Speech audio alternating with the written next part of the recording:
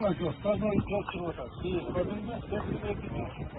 O gördüğümüz yol gelip, para yapılarında yol, hala 1, 2, 3 cevap var. Daha gelmez, kim? Çıldır. Çılmaz, ha?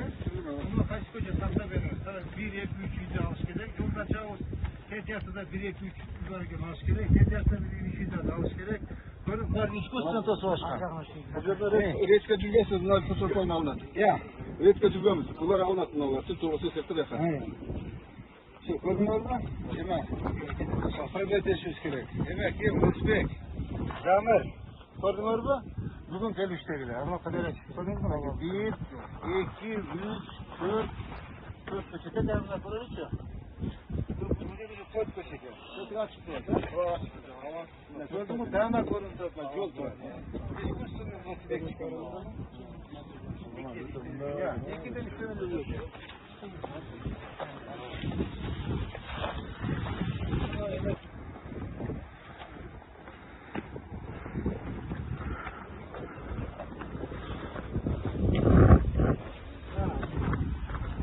Bu şeyde böyle. Evet, zamırık başış. Zamırık başış. Adam akamıyoruz. Gördüğünüz gibi bu şeyde de var ki bunlar. Zamırık başış. Burası asıl. Gördün mü bunlar? Var mı? Yaşlı kredi çerçevesi. Bunların da atış gerek ama. Hey. O şu anda 1, 2, 3, 4, 5 koçun var.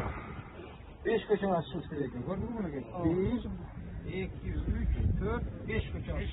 5 koçun açmış gerekiyor. Aşağıda bir var mı? Şöyle. Yaklaşık.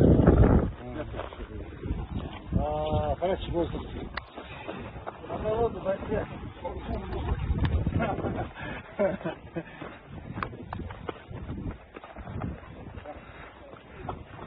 Ömrünü çıkmasana göre ya.